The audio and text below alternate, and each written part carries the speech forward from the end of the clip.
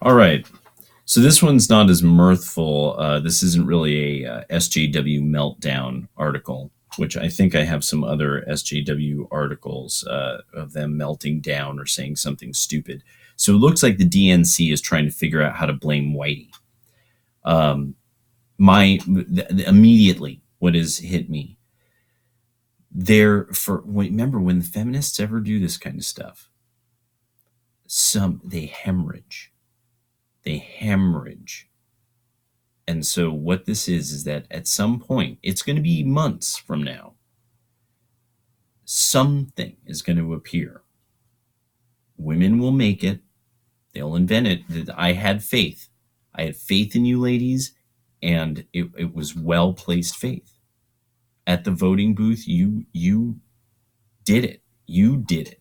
It was you. The whole species will have you to thank for saving it from thermonuclear war in Ukraine.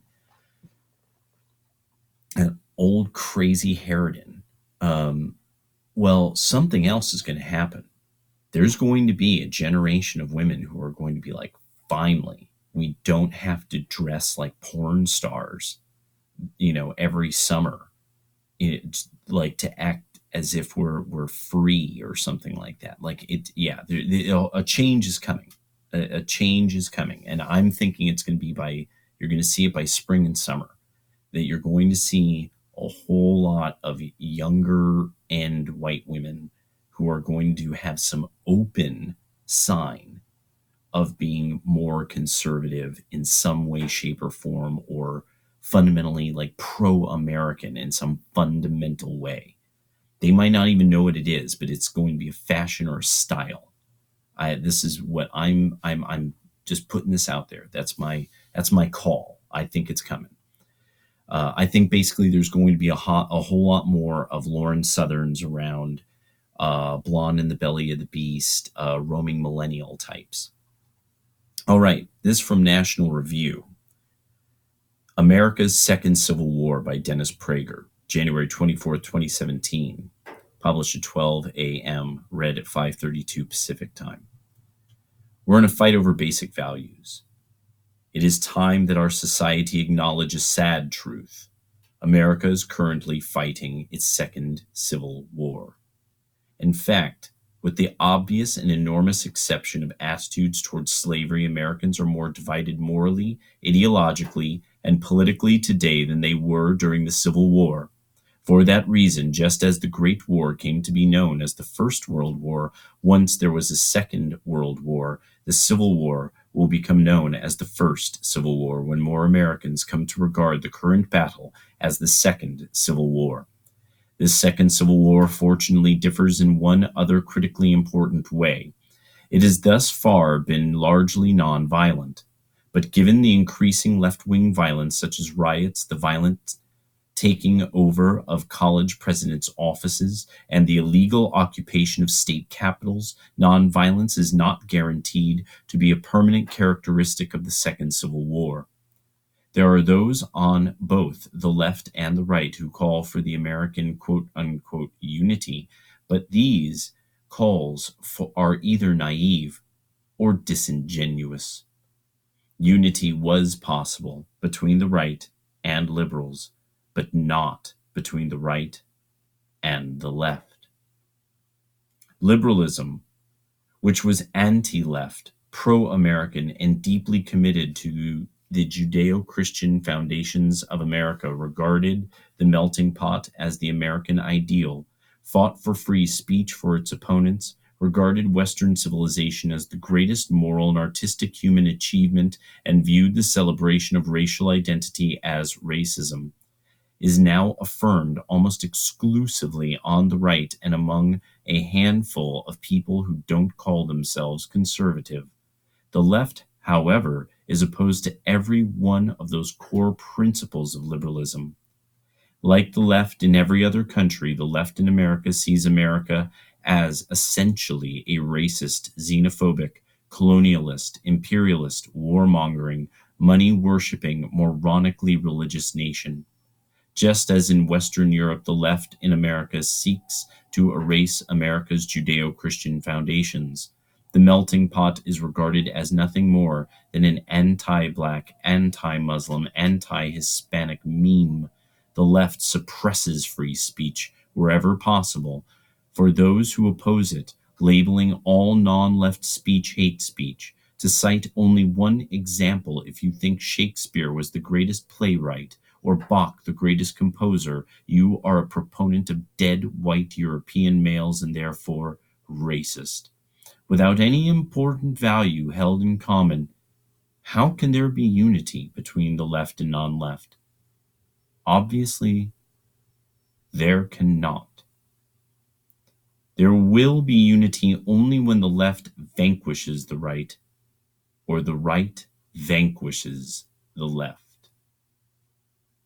Using the first Civil War analogy, American unity was achieved only after the South was vanquished and slavery abolished. How are those of us who oppose left-wing nihilism?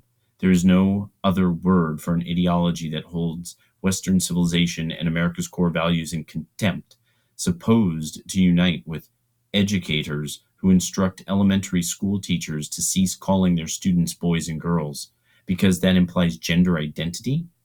With English departments that don't require reading Shakespeare in order to receive a degree in English? With those who regard virtually every war America fought as imperialist and immoral? With those who regard the free market as a form of oppression? With those who want the state to control as much of American life as possible? With those who repeatedly tell America and its black minority that the greatest problems afflicting black Americans are all caused by white racism, white privilege, and systemic racism? With those who think that the nuclear family ideal is inherently misogynistic and homophobic? With those who hold that Israel is the villain in the Middle East? With those who claim that the term Islamic terrorist is an expression of religious bigotry? The third significant difference between the First and Second Civil Wars is that one side has been doing nearly all the fighting. That is how it has been able to take over schools, from elementary schools to high schools, to the universities, and indoctrinate America's young people, how it has taken over nearly all the news media, and how it has taken over the entertainment media. The conservative side has lost on every one of these fronts, because it has rarely fought back with anything near the ferocity with which the left fights. Name a Republican politician who has run against the left, as opposed to running solely against his or her Democratic opponent. And nearly all American conservatives, people who are proud of America and affirm its basic tenets, readily send their children to schools that indoctrinate their children against everything the parents hold precious. A mere handful protest when their child's teacher ceases calling their son a boy or their daughter a girl, or makes slave owner the defining characteristic of the founding fathers. With the defeat of the left in the last presidential election, the defeat of the left in 2/3 of the gubernatorial elections, and in a majority of House and Senate elections, this is likely the last chance liberals, conservatives, and the right have to defeat the American left.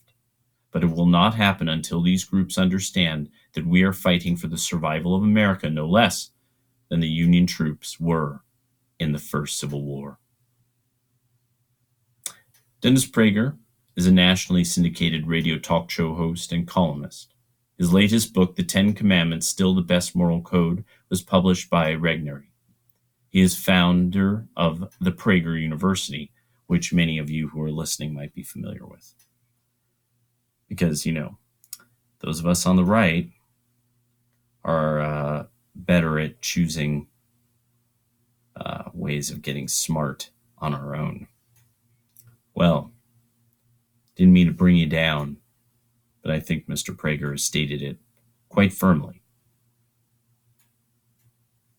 As Sean Connery had said in The Untouchables, what are you willing to do?